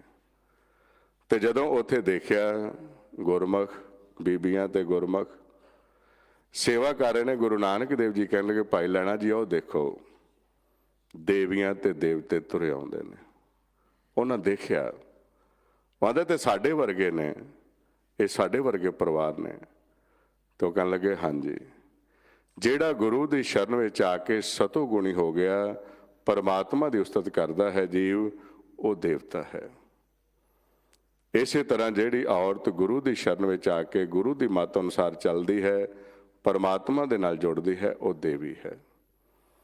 ਤੇ ਉਹਨਾਂ ਦੱਸਿਆ ਵੀ ਜੇ ਦਰਸ਼ਨ ਕਰਨੇ ਨੇ, ਇਹ ਦੇਵੀਆਂ ਦੇਵਤੇ ਨੇ, ਅਸਲ ਨੇ, ਜਿਹੜੇ ਸੰਗਤ ਵਿੱਚ ਆ ਕੇ ਬੈਠਦੇ ਨੇ। ਤੇ ਇਹਨਾਂ ਦੀ ਅਵਸਥਾ ਕੀ ਹੈ? ਆਂਦੇ ਮਾਨਸ ਤੇ ਦੇਵਤੇ ਕੀ ਹੈ, ਕਰਤ ਨਾ ਲਾਗੀ ਬਾਹਰ। ਹੁਣ ਜਿਹੜਾ ਸੰਗਤ ਵਿੱਚ ਨਹੀਂ ਆਇਆ, ਉਹ ਮਨ ਪ੍ਰੇਤ ਦੀ ਨਿਆਈ ਹੈ, ਪ੍ਰੇਤ ਹੈ। ਉਹ ਜਿਹੜਾ ਮਨ ਹਉਮੈ ਦੇ ਵਿੱਚ ਹੈ, ਉਹਨੂੰ ਮਨੁੱਖ ਵੀ ਕਹਿ ਸਕਦੇ ਹਾਂ। ਪਰ ਜਿਹੜਾ ਸੰਗਤ ਵਿੱਚ ਆ ਜਾਂਦਾ ਹੈ, ਉਹਨੂੰ ਪਾਤਸ਼ਾਹ ਕਹਿੰਦੇ ਨੇ ਉਹ ਦੇਵਤਾ ਹੈ, ਉਹ ਪਰਮਹੰਸ ਹੈ। ਤੇ ਜਦੋਂ ਗੁਰੂ ਪਾਤਸ਼ਾਹ ਵਿਚਾਰ ਕਰਦੇ ਨੇ, ਉਥੇ ਜਿੰਨੇ ਵੀ ਆ ਕੇ ਬੈਠਦੇ, ਉਹ ਸਾਰੇ ਦੇਵਲੋਕ ਵਿੱਚ ਪ੍ਰਵੇਸ਼ ਹੋ ਜਾਂਦੇ ਨੇ। ਤੇ ਦੇਵਲੋਕ ਦੀ ਕੀ ਨਿਸ਼ਾਨੀ ਹੈ? ਜਦੋਂ ਆਪਾਂ ਗੁਰੂ ਦੀ ਵਿਚਾਰ ਸਰਵਣ ਕਰਦੇ ਹਾਂ, ਗੁਰੂ ਦੀ ਮੱਤ ਦੁਆਰਾ ਚੱਲਦੇ ਹਾਂ, ਤੇ ਸਾਡਾ ਜਿਹੜਾ ਮਨ ਹੈ, ਇਹ ਤਿੰਨਾਂ ਗੁਣਾਂ ਤੋਂ ਰਹਿਤ ਹੋਣਾ ਸ਼ੁਰੂ ਹੋ ਜਾਂਦਾ ਹੈ। ਤੇ ਜਦੋਂ ਮਨ ਤਿੰਨਾਂ ਗੁਣਾਂ ਤੋਂ ਉੱਪਰ ਉੱਠ ਜਾਂਦਾ ਹੈ, ਚੌਥੇ ਪਦ ਵਿੱਚ ਪ੍ਰਵੇਸ਼ ਹੋ ਜਾਂਦਾ, ਉਹਦੀ ਲਿਵ ਜਿਹੜੀ ਹੈ ਉਹ ਸ਼ਬਦ ਨਾਲ ਜੁੜ ਜਾਂਦੀ ਹੈ। ਜਦੋਂ ਮਨ ਦੀ ਲਿਵ ਸ਼ਬਦ ਦੇ ਨਾਲ ਜੁੜ ਗਈ, ਉਦੋਂ ਮਨ ਸਾਡਾ ਦੇਵਲੋਕ ਦੇ ਵਿੱਚ ਹੁੰਦਾ ਹੈ। ਤੇ ਉਸ ਅਵਸਥਾ ਨੂੰ ਭੱਟ ਸਾਹਿਬ ਦੇਖ ਰਹੇ ਨੇ, ਅੰਦਰਲੀ ਅਵਸਥਾ ਨੂੰ। ਤੇ ਬਾਣੀ ਵਿੱਚ ਵੀ ਫਰਮਾਨ ਕੀਤਾ ਹੋਇਆ, ਦੇਵ ਸਥਾਨੇ ਕਿਆ ਨਿਸ਼ਾਨੀ। ਦੇਵ ਸਥਾਨ ਦੀ ਕੀ ਨਿਸ਼ਾਨੀ ਹੈ? ਤਹਿ ਬਾਜੇ ਸ਼ਬਦ ਅਨਾਹਦ ਬਾਣੀ। ਜਿੱਥੇ ਲਗਾਤਾਰ ਸਾਡੇ ਅੰਦਰ ਅਨਹਦ ਸ਼ਬਦ ਦਾ ਪ੍ਰਕਾਸ਼ ਹੋਣਾ ਸ਼ੁਰੂ ਹੋ ਜਾਂਦਾ ਹੈ, ਲਗਾਤਾਰ ਸ਼ਬਦ ਦਾ ਵਿਕਾਸ ਹੋ ਰਿਹਾ ਹੈ, ਉਸ ਅਸਥਾਨ ਨੂੰ ਦੇਵਲੋਕ ਕਹਿ ਦਿੱਤਾ ਹੈ। ਆਂਦੇ ਗੁਰੂ ਅਰਜਨ ਦੇਵ ਜੀ ਦੇ ਸਨਮੁਖ ਮਾਨੋ ਕਿ ਸਾਰੇ ਦੇਵਤੇ ਹੀ ਬੈਠੇ ਹੋਏ ਨੇ।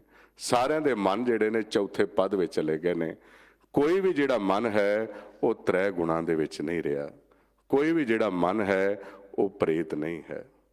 ਕਿਉਂਕਿ ਪ੍ਰੇਤ ਕਿੱਥੇ ਬਣਦਾ ਹੈ? ਮਾਇਆ ਮੋਹ ਪ੍ਰੇਤ ਹੈ। ਜਿਹੜਾ ਮਨ ਮਾਇਆ ਦੇ ਵਿੱਚ ਹੈ, ਤੇ ਮਾਇਆ ਦੇ ਵਿੱਚ ਗੁਰਮੁਖ ਪਿਆਰਿਓ ਮਨ ਉਹ ਹੈ ਜਿਹਦਾ ਪਿਆਰ ਤਿੰਨਾਂ ਗੁਣਾਂ ਦੇ ਨਾਲ ਹੁੰਦਾ ਹੈ। ਤਿੰਨਾਂ ਗੁਣਾਂ ਦੇ ਵਿੱਚ ਹੈ ਰਜੋ ਗੁਣ, ਤਮੋ ਗੁਣ ਔਰ ਸਤੋ ਗੁਣ। ਤੇ ਪਾਤਸ਼ਾਹ ਕਹਿੰਦੇ ਨੇ ਰਜ ਗੁਣ, ਧਮ ਗੁਣ, ਸਤ ਗੁਣ ਕਹੀਏ, ਇਹ ਤੇਰੀ ਸਭ ਮਾਇਆ। ਚੌਥੇ ਪਦ ਕੋ ਜੋ ਨਰ ਚੀਨੈ, ਤਿਨ ਹੀ ਪਰਮ ਪਦ ਪਾਇਆ। ਜਿਹੜਾ ਮਾਨੋ ਮਨ ਤਿੰਨਾਂ ਗੁਣਾਂ ਦੇ ਵਿੱਚ ਹੈ, ਉਹਦਾ ਪਿਆਰ ਮਾਇਆ ਦੇ ਨਾਲ ਹੈ। ਤੇ ਮਾਇਆ ਦੇ ਨਾਲ ਪਿਆਰ ਹੋਣ ਕਰਕੇ ਉਸ ਮਨ ਦੀ ਅਵਸਥਾ ਹੈ, ਉਹ ਪ੍ਰੇਤ ਹੈ। ਮਾਇਆ ਮੋਹ ਪ੍ਰੇਤ ਹੈ। ਕਾਮ ਕ੍ਰੋਧ ਹੰਕਾਰਾ, ਇਹ ਜਮ ਕੀ ਸਰਕਾਰ ਹੈ। ਉਹਦਾ ਜਿਹੜਾ ਮਨ ਹੈ, ਉਹ ਜਮਾਂ ਦੇ ਵਸ ਹੈ। ਤੇ ਕਿਹੜੇ ਮਾਰਗ ਤੇ ਚੱਲਦਾ ਹੈ? ਇਹ ਜਮ ਕੀ ਸਰਕਾਰ ਹੈ, ਉਹਨਾਂ ਉੱਪਰ ਜਮ ਕਾ ਡੰਡ ਕਰਾਰਾ। ਮਨ ਮੁਖ ਜਮ ਮਗ ਪਾਇਨ, ਜਿੰਨਾ ਦੂਜਾ ਪਾਉ ਪਿਆਰਾ। ਜੰਪੁਰ ਬੱਦੇ ਮਾਰੀਏ, ਕੋਈ ਨਾ ਸੁਣੇ ਪੁਕਾਰਾ। ਹੁਣ ਜਿਹੜਾ ਗੁਰੂ ਦੀ ਸ਼ਰਨ ਵਿੱਚ ਨਹੀਂ ਆਇਆ, ਉਹ ਤ੍ਰੈ ਗੁਣੀ ਮਾਇਆ ਦੇ ਵਿੱਚ ਫਸਿਆ ਹੋਇਆ ਮਨ ਪ੍ਰੇਤ ਹੈ, ਔਰ ਜਮਾਂ ਦੇ ਮਾਰਗ ਤੇ ਚੱਲਦਾ ਹੈ। ਤੇ ਜਮ ਉਸ ਨੂੰ ਕੀ ਕਰਦੇ ਨੇ? ਦੁਖੀ ਕਰਦੇ ਨੇ। ਜਮ ਉਸ ਨੂੰ ਲੁੱਟਦੇ ਨੇ, ਉਹਨੂੰ ਜਿਉਂਦੇ ਨੇ। ਤੇ ਕਿਸ ਤਰ੍ਹਾਂ ਜਿਉਂਦੇ ਨੇ? ਕਿਸੇ ਦੇ ਮਨ ਨੂੰ ਰਜੋ ਗੁਣ ਦੇ ਉੱਪਰ ਬਿਠਾ ਦਿੰਦੇ ਨੇ। ਜਿਹੜਾ ਮਨ ਰਜੋ ਗੁਣ ਤੇ ਬੈਠ ਗਿਆ, ਉਹਦੇ ਅੰਦਰ ਤ੍ਰਿਸ਼ਨਾਵਾਂ ਦੀਆਂ ਲਹਿਰਾਂ ਵੱਧ ਜਾਂਦੀਆਂ ਨੇ। ਜਦੋਂ ਉਹਦੇ ਅੰਦਰ ਤ੍ਰਿਸ਼ਨਾਵਾਂ ਦੀਆਂ ਲਹਿਰਾਂ ਵੱਧ ਜਾਂਦੀਆਂ ਨੇ, ਤੇ ਉਹ ਤ੍ਰਿਸ਼ਨਾ ਉਹਦੀ ਪੂਰੀ ਨਹੀਂ ਹੁੰਦੀ, ਉਹ ਦੁਖੀ ਹੋ ਜਾਂਦਾ ਹੈ। ਇੰਨਾ ਦੁਖੀ ਹੋ ਜਾਂਦਾ ਤੇ ਉਹ ਪਰਮਾਤਮਾ ਨੂੰ ਵੀ, ਨਿਰੰਕਾਰ ਨੂੰ ਵੀ ਅਲਾਮੇ ਦੇਣੇ ਸ਼ੁਰੂ ਕਰ ਦਿੰਦਾ ਹੈ ਕਿ ਮੇਰਾ ਆ ਨਹੀਂ ਬਣਿਆ, ਮੈਨੂੰ ਆ ਚੀਜ਼ ਪ੍ਰਾਪਤ ਨਹੀਂ ਹੋਈ। ਉਹ ਦੁਖੀ ਹੁੰਦਾ ਹੈ। ਉਹਦਾ ਜਿਹੜਾ ਰਸਤਾ ਦੂਸਰਾ ਹੋ ਜਾਂਦਾ ਹੈ। ਤੇ ਉਸ ਮਨ ਨੂੰ ਪਾਤਸ਼ਾਹ ਕਹਿੰਦੇ ਨੇ ਦੂਜੇ ਭਾਏ ਦੁੱਖ ਹੋਏ। ਉਹ ਦੂਸਰੇ ਪਾਸੇ ਫਿਰ ਦੁਖੀ ਹੈ। ਅੱਜ ਤੁਸੀਂ ਦੇਖਦੇ ਹੋ ਸੰਸਾਰ ਦੇ ਵਿੱਚ ਸਰੀਰਕ ਰੋਗ ਭਾਵੇਂ ਨਹੀਂ ਕਿਸੇ ਨੂੰ, ਪਰ ਮਨ ਕਰਕੇ ਹਰ ਇੱਕ ਜੀਵ ਪਰੇਸ਼ਾਨ ਹੈ। ਕੋਈ ਕਹਿੰਦਾ ਹੈ ਮੇਰਾ ਮਨ ਬੜਾ ਦੁਖੀ ਹੈ, ਮੇਰਾ ਮਨ ਬੜਾ ਪਰੇਸ਼ਾਨ ਹੈ, ਮੇਰਾ ਮਨ ਜਿਹੜਾ ਹੈ ਉਹ ਟਿਕਦਾ ਨਹੀਂ ਹੈ। ਹਾਂਜੀ, ਬਹੁਤ ਸਾਰੇ ਜੀਵ ਇਸ ਮਨ ਦੀ ਗੱਲ ਕਰਦੇ ਨੇ। ਤੇ ਪਾਤਸ਼ਾਹ ਕਹਿੰਦੇ ਨੇ ਦੂਜੇ ਭਾਏ ਦੁੱਖ ਹੋਏ। ਜਦੋਂ ਮਨ ਦੂਸਰੇ ਪਾਸੇ ਚੱਲਦਾ ਹੈ, ਧਾਤ ਦਾ ਰਸਤਾ ਉਸ ਨੂੰ ਕਹਿੰਦੇ ਨੇ। ਕਹਿੰਦੇ ਦੂਜੇ ਭਾਏ ਦੁੱਖ ਹੋਏ ਮਨਮੁਖ। ਮਨਮੁਖ ਹੈ ਜਿਹੜਾ ਗੁਰੂ ਦੀ ਸ਼ਰਨ ਵਿੱਚ ਨਹੀਂ ਆਇਆ। ਮਨਮੁਖ ਦੂਜੇ ਭਾਏ ਦੁੱਖ ਹੋਏ ਮਨਮੁਖ ਜਮ ਜੋਇਆ ਜੀਓ। ਹਾਏ ਹਾਏ ਕਰੇ ਦਿਨ ਰਾਤੀ ਮਾਇਆ ਦੁੱਖ ਮੋਇਆ ਜੀਓ। ਮਾਇਆ ਦੁੱਖ ਮੋਇਆ ਹਉਮੈ ਰੋਇਆ। ਮੇਰੀ ਮੇਰੀ ਕਰਤ ਵਿਹਾਵੈ ਜੋ ਪ੍ਰਭ ਦੇ ਤਿਸ ਚੇਤੇ ਨਾਹੀਂ। ਅੰਤ ਗਿਆ ਪਛਤਾਏ। ਹੁਣ ਜਿਹੜਾ ਇਹ ਮਨਮੁਖ ਹੈ ਉਹ ਦੁਖੀ ਹੁੰਦਾ ਹੈ ਕਿਉਂਕਿ ਉਹਦਾ ਪਿਆਰ ਮਾਇਆ ਦੇ ਨਾਲ ਪੈਣਾ ਸ਼ੁਰੂ ਹੋ ਗਿਆ। ਉਹ ਮਾਇਆ ਦੇ ਘਰ ਦੇ ਵਿੱਚ ਹੈ, ਉਹ ਗੁਰੂ ਦੀ ਸ਼ਰਨ ਵਿੱਚ ਨਹੀਂ ਆਉਂਦਾ। ਉਹਨੂੰ ਕਹਿੰਦੇ ਨੇ ਪ੍ਰੇਤ। ਤੇ ਪਾਤਸ਼ਾਹ ਕਹਿੰਦੇ ਨੇ ਚਿਰੰਕਾਲ ਪਾਈ ਦੁਰਲਭ ਦੇ। ਨਾਮ ਬਿਹੂਣ ਹੋਈ ਖੇ ਪਸ਼ੂ ਪ੍ਰੇਤ ਮੁਗਧ ਤੇ ਬੁਰੀ ਤਿਸ ਨਾ ਬੁਝੇ ਜਿਨ ਏਸਰੀ। ਇਹਦੀ ਸਿਰਜਣਾ ਕਰਨ ਵਾਲੇ ਨੂੰ ਨਹੀਂ ਜਾਣਿਆ, ਉਹ ਪ੍ਰੇਤਾਂ ਦੇ ਨਾਲੋਂ ਵੀ ਭੈੜਾ ਹੋ ਜਾਂਦਾ ਹੈ। ਉਸ ਮਨ ਦੀ ਹਾਲਤ ਹੈ। ਜਦੋਂ ਉਹ ਗੁਰੂ ਦੀ ਸ਼ਰਨ ਵਿੱਚ ਆਉਂਦਾ ਹੈ ਤੇ ਗੁਰੂ ਦੇ ਪਾਵਨ ਉਪਦੇਸ਼ ਨੂੰ ਸੁਣਦਾ ਹੈ, ਜਿੱਥੋਂ ਤੱਕ ਗੁਰੂ ਦੇ ਸ਼ਬਦ ਦੀ ਆਵਾਜ਼ ਜਾਂਦੀ ਹੈ ਉਥੋਂ ਤੱਕ ਰੱਖਿਆ ਚੱਕਰ ਬਣ ਜਾਂਦਾ ਹੈ। ਤੇ ਜਿਹੜੇ ਇਹ ਕਾਲ ਦੇ ਦੂਤ ਨੇ, ਕਾਮ ਕ੍ਰੋਧ ਤੇ ਹੰਕਾਰ, ਉਹਨਾਂ ਨੂੰ ਹੁਕਮ ਹੈ ਕਿ ਉਥੋਂ ਤੱਕ ਤੁਸੀਂ ਪ੍ਰਵੇਸ਼ ਨਹੀਂ ਹੋਣਾ। ਉਹ ਬਾਹਰ ਖੜੇ ਰਹਿੰਦੇ ਨੇ।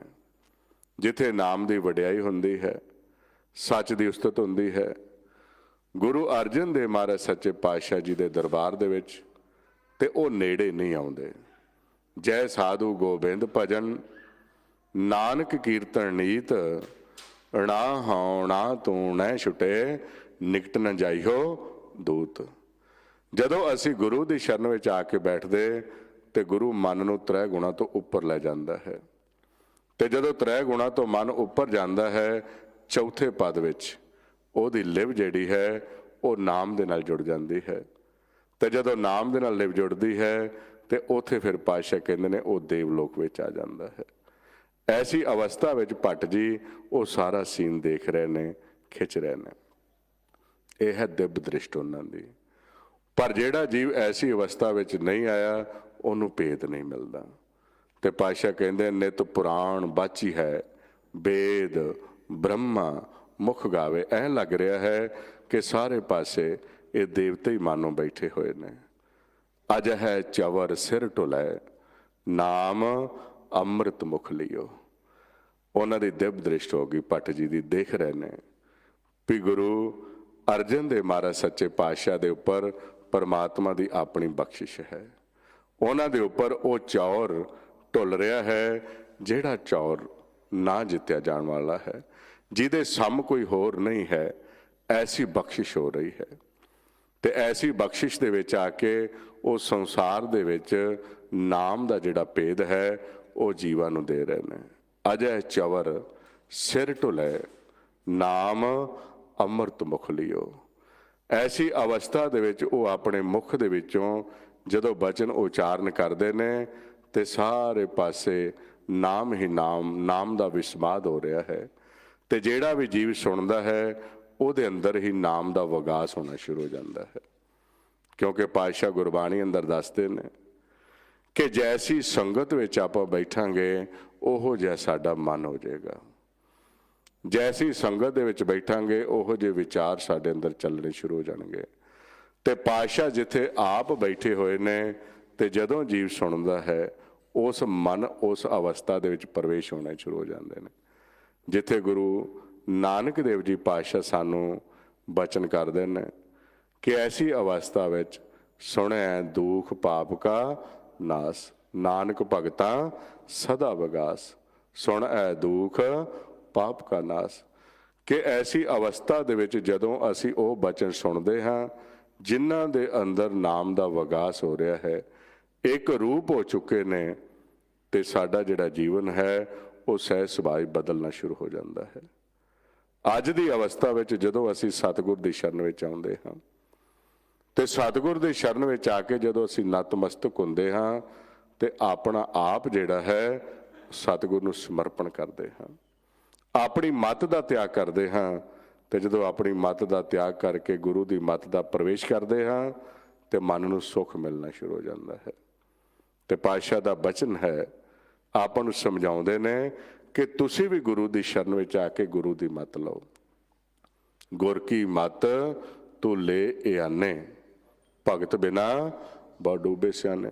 ਆਪਣੀ ਮੱਤ ਦੁਆਰਾ ਬੜੇ ਬੜੇ ਸਿਆਣੇ ਜਿਹੜੇ ਨੇ, ਭਾਵੇਂ ਕਿ ਉਹ ਸੰਸਾਰ ਦੇ ਵਿੱਚ ਕਿੰਨੇ ਵੀ ਸਿਆਣੇ ਨੇ, ਕਿੰਨਾ ਵੀ ਉਹਨਾਂ ਨੂੰ ਗਿਆਨ ਹੈ, ਕਿੰਨੇ ਵੀ ਉਹਨਾਂ ਦੇ ਕੋਲ ਵਿਦਿਆ ਹੈ, ਜੇ ਉਹ ਗੁਰੂ ਦੀ ਸ਼ਰਨ ਵਿੱਚ ਆ ਕੇ ਗੁਰੂ ਦੀ ਮੱਤ ਨਹੀਂ ਪ੍ਰਾਪਤ ਕਰਦੇ ਤੇ ਉਹਨਾਂ ਦਾ ਜੀਵਨ ਕਿਸੇ ਲੇਖੇ ਵਿੱਚ ਨਹੀਂ ਹੈ।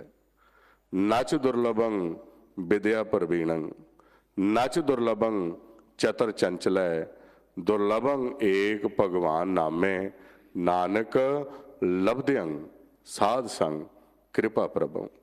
ਕਿ ਗੁਰੂ ਦੀ ਸ਼ਰਨ ਦੇ ਵਿੱਚ ਆ ਕੇ ਹੀ, ਗੁਰੂ ਦੀ ਮੱਤ ਲੈ ਕੇ ਹੀ ਸਾਡੇ ਅੰਦਰ ਨਾਮ ਦਾ ਵਿਕਾਸ ਹੋ ਸਕਦਾ ਹੈ। ਸਾਡੇ ਅੰਦਰ ਉਸ ਪਰਮਾਤਮਾ ਦੀ ਪਿਆਰ ਜਿਹੜਾ ਹੈ ਉਹ ਪੈਦਾ ਹੋ ਸਕਦਾ ਹੈ। ਸਾਡੇ ਅੰਦਰ ਪਰਮਾਤਮਾ ਦੀ ਭਾਵਨਾ ਪੈਦਾ ਹੋ ਸਕਦੀ ਹੈ। ਤੇ ਜੇ ਜੀਵ ਸੰਗਤ ਵਿੱਚ ਨਹੀਂ ਆਏਗਾ, ਉਹਦੇ ਅੰਦਰ ਉਹ ਪਿਆਰ ਪਰਮਾਤਮਾ ਦਾ ਪ੍ਰਾਪਤ ਨਹੀਂ ਹੋਏਗਾ। ਤੇ ਭੱਟ ਜੀ ਦੇਖ ਰਹੇ ਨੇ, ਬਚਨ ਕਰਦੇ ਨੇ, ਅਜਹ ਚਵਰ ਸਿਰ ਢੁਲੈ। ਕਿ ਐਸੀ ਅਵਸਥਾ ਵਿੱਚ ਪਰਮਾਤਮਾ ਨੇ ਆਪਣੀ ਕਿਰਪਾ ਬਣਾਈ ਹੋਈ ਹੈ। ਦੇਖ ਰਹੇ ਨੇ ਵੀ ਉਹ ਛਤਰ ਆਪ ਰੱਖਿਆ ਹੋਇਆ ਹੈ। ਨਾਮ ਅੰਮ੍ਰਿਤ ਮੁਖ ਲਿਓ, ਗੁਰ ਅਰਜਨ ਸਿਰ ਛਤਰ ਆਪ ਪਰਮੇਸ਼ਰ ਦਿਓ। ਵੀ ਇਹ ਕਿਰਪਾ ਦੁਨਿਆਵੀ ਕਿਰਪਾ ਨਹੀਂ ਹੈ। ਦੁਨਿਆਵੀ ਆਪਾਂ ਦੇਖਦੇ ਹਾਂ ਕਈ ਦਫਾ ਬਹੁਤ ਸਾਰੇ ਜੀਵ ਦੁਨਿਆਵੀ ਕੋਈ ਉਹਨਾਂ ਨੂੰ ਰੁਤਬਾ ਪ੍ਰਾਪਤ ਹੋ ਜਾਂਦਾ ਹੈ ਤੇ ਉਹ ਕਈ ਦਫਾ ਬਾਣੀ ਦਾ ਸ਼ਬਦ ਵੀ ਵਰਤ ਦਿੰਦੇ ਨੇ ਵੀ ਇਹ ਸਤਿਗੁਰ ਨੇ ਸੇਵਾ ਸਾਨੂੰ ਲਾਈ ਹੋਈ ਹੈ, ਵੀ ਸੇਵਕ ਕੋ ਸੇਵਾ ਬਨ ਆਈ। ਪਰ ਪਾਤਸ਼ਾਹ ਬਚਨ ਹੋਰ ਕਰਦੇ ਨੇ, ਆਂਦੇ ਹੁਕਮ ਬੂਝ ਪਰਮ ਪਦ ਪਾਈ। ਉਹ ਸੇਵਕ ਦੀ ਸੇਵਾ ਕਿੱਥੇ ਹੈ ਜਿੱਥੇ ਭੱਟ ਜੀ ਬਚਨ ਕਰ ਰਹੇ ਨੇ ਉਸ ਅਵਸਥਾ ਵਿੱਚ ਕਿ ਗੁਰੂ ਅਰਜਨ ਦੇਵ ਜੀ ਤੇ ਕਿਰਪਾ ਉਸ ਪਰਮੇਸ਼ਰ ਨੇ ਆਪ ਕੀਤੀ ਹੋਈ ਹੈ। ਉਹ ਖਜ਼ਾਨਾ ਪਰਮਾਤਮਾ ਨੇ ਆਪ ਬਖਸ਼ਿਸ਼ ਕੀਤਾ ਹੋਇਆ ਹੈ। ਜਿੱਥੇ ਗੁਰੂ ਅਰਜਨ ਦੇਵ ਜੀ ਆਪਣੀ ਬਾਣੀ ਦੇ ਅੰਦਰ ਵੀ ਬਚਨ ਕਰਦੇ ਨੇ, ਲਦ ਖਜ਼ਾਨਾ ਨਾਨਕ ਕੋ ਦੀਆ, ਇਹ ਮਨ ਹਰ ਰੰਗ ਰੰਗੇ। ਜਿੱਥੇ ਉਹ ਬਚਨ ਕਰਦੇ ਨੇ, ਪਿਓ ਦਾਦੇ ਕਾ ਖੋਲ ਡਿੱਠਾ ਖਜ਼ਾਨਾ, ਤਾਂ ਮੇਰੇ ਮਨ ਭਇਆ ਨਦਾਨਾ। ਰਤਨ ਲਾਲ ਜਾ ਕਾ ਕਛੂ ਨਾ ਮੋਲ, ਭਰੇ ਭੰਡਾਰ ਅਖੁੱਟ ਅਤੋਲ। ਖਾਵੈ ਹੈ ਖਰਚ ਹੈ ਰਲ ਮਿਲ ਭਾਈ, ਤੋਟ ਨਾ ਆਵੇ ਵੱਧ ਹੋ ਜਾਈ। ਉਹ ਖਜ਼ਾਨਾ, ਨਾਮ ਦਾ ਖਜ਼ਾਨਾ ਪਰਮੇਸ਼ਰ ਨੇ ਆਪ ਬਖਸ਼ਿਸ਼ ਕੀਤਾ ਹੈ। ਉਹ ਦੇਖ ਰਹੇ ਨੇ ਕਿ ਉੱਥੇ ਪਰਮਾਤਮਾ ਨੇ ਆਪਣੀ ਕਿਰਪਾ ਰੱਖੀ ਹੋਈ ਹੈ। ਹੁਣ ਆਪਾਂ ਗੁਰੂ ਘਰ ਦੇ ਵਿੱਚ ਆਉਂਦੇ, ਸਤਿਗੁਰ ਦੀ ਪਾਵਨ ਬਾਣੀ ਦੇ ਦਰਸ਼ਨ ਕਰਦੇ ਹਾਂ, ਬਾਣੀ ਨੂੰ ਸਰਵਣ ਕਰਦੇ ਹਾਂ। ਪਰਮੇਸ਼ਰ ਦੀ ਆਪਣੀ ਕਿਰਪਾ ਵਰਤ ਰਹੀ ਹੈ, ਆਪਣੀ ਕਲਾ ਵਰਤ ਰਹੀ ਹੈ ਸਾਰੀ। ਐਸੇ ਹੀ ਅਵਸਥਾ ਦੇ ਵਿੱਚ ਭੱਟ ਸਾਹਿਬਾਨ ਦੇਖ ਰਹੇ ਨੇ ਕਿ ਇਹ ਪਰਮਾਤਮਾ ਦੀ ਆਪਣੀ ਬਖਸ਼ਿਸ਼ ਹੋ ਰਹੀ ਹੈ, ਉਹਦੀ ਆਪਣੀ ਕਿਰਪਾ ਹੋ ਰਹੀ ਹੈ। ਗੁਰ ਅਰਜਨ ਸਿਰ ਛਤਰ ਆਪ ਪਰਮੇਸ਼ਰ ਦਿਓ। ਕਿਸੇ ਦੂਸਰੇ ਨੇ ਨਹੀਂ, ਪਰਮੇਸ਼ਰ ਨੇ ਆਪ ਕਿਰਪਾ ਕੀਤੀ ਹੋਈ ਹੈ। ਤੇ ਪਾਤਸ਼ਾਹ ਦਾ ਬਚਨ ਹੈ ਕਿ ਐਸੀ ਅਵਸਥਾ ਵਿੱਚ ਕਿਵੇਂ ਪ੍ਰਵੇਸ਼ ਕੀਤੇ ਨੇ। ਆਂਦੇ ਨੇ, ਮਿਲ ਨਾਨਕ ਅੰਗਦ ਅਮਰ ਗੁਰ, ਗੁਰ ਰਾਮਦਾਸ ਹਰ ਪਹਿ ਗਇਓ। ਵੀ ਜਿਹੜਾ ਖਜ਼ਾਨਾ ਗੁਰੂ ਨਾਨਕ ਦੇਵ ਜੀ ਉਸ ਨਿਰੰਕਾਰ ਪਰਮਾਤਮਾ ਤੋਂ ਸੰਸਾਰ ਦੇ ਵਿੱਚ ਲੈ ਕੇ ਆਏ ਨੇ। ਹੁਣ ਜਦੋਂ ਗੁਰੂ ਨਾਨਕ ਦੇਵ ਜੀ ਸੰਸਾਰ ਵਿੱਚ ਆਏ ਤੇ ਸੰਸਾਰ ਦੀ ਕੈਸੀ ਹਾਲਤ ਹੈ। ਪਰਮਾਰਥ ਦਾ ਰਸਤਾ ਜਿਹੜਾ ਹੈ ਉਹ ਬਿਲਕੁਲ ਹੀ ਖਤਮ ਹੋ ਚੁੱਕਾ ਸੀ। ਤੇ ਸੰਸਾਰ ਦੇ ਵਿੱਚ ਵਿਚਰਨ ਵਾਲੇ ਜਿਹੜੇ ਜੀਵ ਸੀ ਉਹ ਸਿਰਫ ਦੁਨਿਆਵੀ ਪਾਪ ਅਤੇ ਪੁੰਨ ਤੱਕ ਸੀਮਤ ਹੋ ਕੇ ਰਹਿ ਚੁੱਕੇ ਸੀ। ਉਹਨਾਂ ਨੂੰ ਹਰ ਤੱਤ ਦਾ ਭੇਦ ਨਹੀਂ ਸੀ ਆ ਰਿਹਾ, ਉਹਨਾਂ ਨੂੰ ਪਾਰ ਬ੍ਰਹਮ ਦਾ ਭੇਦ ਨਹੀਂ ਸੀ ਆ ਰਿਹਾ। ਤੇ ਆਪਣੀ ਮੱਤ ਦੁਆਰਾ ਕੋਈ ਪਾਰ ਬ੍ਰਹਮ ਨੂੰ, ਪਰਮਾਤਮਾ ਨੂੰ ਪੱਥਰ ਦੇ ਰੂਪ ਦੇ ਵਿੱਚ ਪੂਜ ਰਿਹਾ ਸੀ, ਕੋਈ ਪਾਰ ਬ੍ਰਹਮ ਨੂੰ ਪਹਾੜਾਂ ਦੇ ਵਿੱਚ ਜਾ ਕੇ ਲੱਭ ਰਿਹਾ ਸੀ, ਕੋਈ ਪਰਮਾਤਮਾ ਨੂੰ ਬਾਹਰ ਮੁਖੀ ਹੋ ਕੇ ਕੋਸ਼ਿਸ਼ ਕਰ ਰਿਹਾ ਸੀ। ਗੁਰੂ ਨਾਨਕ ਦੇਵ ਸੱਚੇ ਪਾਤਸ਼ਾਹ ਸੰਸਾਰ ਦੇ ਵਿੱਚ ਸਤਿਗੁਰ ਦਾ ਰੂਪ ਲੈ ਕੇ ਸੰਸਾਰ ਦੇ ਵਿੱਚ ਪ੍ਰਗਟ ਹੋਏ ਨੇ, ਜਿਨ੍ਹਾਂ ਬਾਰੇ ਫੁਰਮਾਨ ਹੈ, ਪ੍ਰਥਮ ਹੈ ਨਾਨਕ ਚੰਦ, ਜਗਤ ਭਇਓ ਆਨੰਦ, ਤਾਰਨ ਮਨੁੱਖ ਜਨ ਕੀਓ ਪ੍ਰਗਾਸ। ਹੁਣ ਗੁਰੂ ਨਾਨਕ ਦੇਵ ਜੀ ਉਹ ਖਜ਼ਾਨਾ ਨਿਰੰਕਾਰ ਪਰਮਾਤਮਾ ਨੇ ਜੋ ਉਹਨਾਂ ਨੂੰ ਬਖਸ਼ਿਸ਼ ਕੀਤਾ, ਜਿੱਥੇ ਸਿੱਧਾ ਨਾ ਵਿਚਾਰ ਹੋਈ ਤੇ ਉਹਨਾਂ ਨੇ ਪੁੱਛਿਆ ਕਵਨ ਕਥਾ ਲੈ ਰਹੋ ਨਿਰਾਲਾ, ਤੇ ਉਹਨਾਂ ਦੱਸਿਆ ਆਕਥ ਕਥਾ ਲੈ ਰਹੋ ਨਿਰਾਲਾ। ਤੇ ਜਦੋਂ ਉਹਨਾਂ ਨੇ ਸੰਸਾਰ ਨੂੰ ਬਖਸ਼ਿਸ਼ ਕੀਤਾ, ਉਹ ਖਜ਼ਾਨਾ ਭਾਈ ਲਹਿਣਾ ਜੀ ਨੂੰ ਬਖਸ਼ਿਸ਼ ਕਰਕੇ ਅੰਗਦ ਦਾ ਨਾਂ ਦੇ ਦਿੱਤਾ। ਗੁਰ ਅੰਗਦ ਦਿਓ ਨਿਦਾਨ, ਆਕਥ ਕਥਾ ਗਿਆਨ, ਪੰਜ ਪੂਤ ਵਸ ਕੀਤੇ ਜਮਤ ਨਾ ਤਰਾਸ। ਉਹ ਗੁਰੂ ਅੰਗਦ ਦੇਵ ਜੀ ਨੇ ਖਜ਼ਾਨਾ ਗੁਰੂ ਅਮਰਦਾਸ ਜੀ ਨੂੰ ਬਖਸ਼ਿਸ਼ ਕੀਤਾ। ਗੁਰੂ ਅਮਰਦਾਸ ਜੀ ਤੋਂ ਗੁਰੂ ਰਾਮਦਾਸ ਜੀ ਤੱਕ ਉਹ ਖਜ਼ਾਨਾ ਬਖਸ਼ਿਸ਼ ਹੋਇਆ। ਐਸੀ ਅਵਸਥਾ ਵਿੱਚ ਭੱਟ ਸਾਹਿਬਾਨ ਦੱਸਦੇ ਨੇ ਕਿ ਉਹ ਖਜ਼ਾਨਾ ਚੱਲਦਾ ਹੋਇਆ ਗੁਰੂ ਰਾਮਦਾਸ ਜੀ ਤੋਂ ਗੁਰੂ ਅਰਜਨ ਦੇਵ ਜੀ ਦੇ ਕੋਲ ਪਹੁੰਚਿਆ ਹੈ। ਇੱਕ ਹੀ ਰੂਪ ਹੋ ਚੁੱਕੇ ਨੇ, ਮਿਲ ਨਾਨਕ ਅੰਗਦ ਅਮਰ ਗੁਰ, ਗੁਰੂ ਰਾਮਦਾਸ ਹਰ ਪੈ ਗਇਓ। ਇੱਕ ਰੂਪ ਹੋ ਗਏ ਨੇ ਸਾਰੇ, ਫਰਕ ਨਹੀਂ ਰਿਹਾ। ਐਸੀ ਅਵਸਥਾ ਵਿੱਚ ਤੇ ਉਹ ਬਚਨ ਕਰਦੇ ਨੇ, ਹਰ ਬੰਸ ਜਗਤ ਜਸ ਸੰਚਰ ਹੋ, ਸੋ ਕਵਣ ਕਹੇ ਸ੍ਰੀ ਗੁਰ ਮੋਇਓ। ਆਂਦੇ ਦੇਖ ਰਹੇ ਨੇ ਵੀ ਕਿਹੜਾ ਜੀਵ ਕਹਿ ਰਿਹਾ ਹੈ ਕਿ ਉਹਨਾਂ ਦੇ ਜਾਣ ਦੇ ਨਾਲ ਉਹ ਰਸਤਾ, ਉਹ ਖਜ਼ਾਨਾ ਉਹ ਬੰਦ ਹੋ ਗਿਆ ਹੈ। ਆਂਦੇ ਦੇਖ ਰਹੇ ਹਾਂ ਉਸੇ ਤਰ੍ਹਾਂ ਹੀ ਉਹ ਸਾਰੀ ਕਿਰਪਾ ਵਰਤ ਰਹੀ ਹੈ ਸੰਸਾਰ ਦੇ ਵਿੱਚ, ਤੇ ਉਹ ਪਰਮਾਤਮਾ ਦਾ ਜਸ ਉਸੇ ਤਰ੍ਹਾਂ ਹੀ ਫੈਲਦਾ ਜਾ ਰਿਹਾ ਹੈ। ਨਿਰੰਕਾਰ ਪਰਮਾਤਮਾ ਦੀ ਵਡਿਆਈ ਉਸੇ ਤਰ੍ਹਾਂ ਹੀ ਫੈਲਦੀ ਜਾ ਰਹੀ ਹੈ। ਤੇ ਜਿਵੇਂ ਜਿਵੇਂ ਪਰਮਾਤਮਾ ਦੀ ਵਡਿਆਈ ਸੰਸਾਰ ਦੇ ਵਿੱਚ ਫੈਲ ਰਹੀ ਹੈ, ਤਿਵੇਂ ਨਾਨਕ, ਅੰਗਦ, ਅਮਰਦਾਸ, ਗੁਰੂ ਰਾਮਦਾਸ ਜੀ ਦਾ ਨਾਮ ਹੀ ਸੰਸਾਰ ਦੇ ਵਿੱਚ ਉਸੇ ਤਰ੍ਹਾਂ ਹੀ ਉਹਨਾਂ ਦੀ ਵੀ ਵਡਿਆਈ ਹੋ ਰਹੀ ਹੈ। ਪ੍ਰਗਟ ਭਈ ਸਗਲੇ ਯੁਗ ਅੰਤਰ, ਨਾਨਕ ਕੀ ਵਡਿਆਈ। ਜਿਵੇਂ ਜਿਵੇਂ ਸੰਸਾਰ ਦੇ ਵਿੱਚ ਪਰਮੇਸ਼ਰ ਦਾ, ਪਰਮਾਤਮਾ ਦਾ, ਨਿਰੰਕਾਰ ਦਾ ਜਸ ਹੁੰਦਾ ਜਾ ਰਿਹਾ ਹੈ, ਤਿਵੇਂ ਤਿਵੇਂ ਗੁਰੂ ਨਾਨਕ ਦੇ ਘਰ ਦੀ ਵਡਿਆਈ ਵੀ ਸੰਸਾਰ ਦੇ ਵਿੱਚ ਫੈਲਦੀ ਜਾ ਰਹੀ ਹੈ। ਅੱਜ ਦੀ ਅਵਸਥਾ ਵਿੱਚ ਵੀ ਆਪਾਂ ਦੇਖਦੇ ਹਾਂ, ਜਿਵੇਂ ਜਿਵੇਂ ਸੰਸਾਰ ਦੇ ਵਿੱਚ ਵਿਚਰਦੇ ਹਾਂ, ਤਿਵੇਂ ਤਿਵੇਂ ਗੁਰੂ ਨਾਨਕ ਦੇ ਘਰ ਦੀ ਵਡਿਆਈ ਹੋ ਰਹੀ ਹੈ।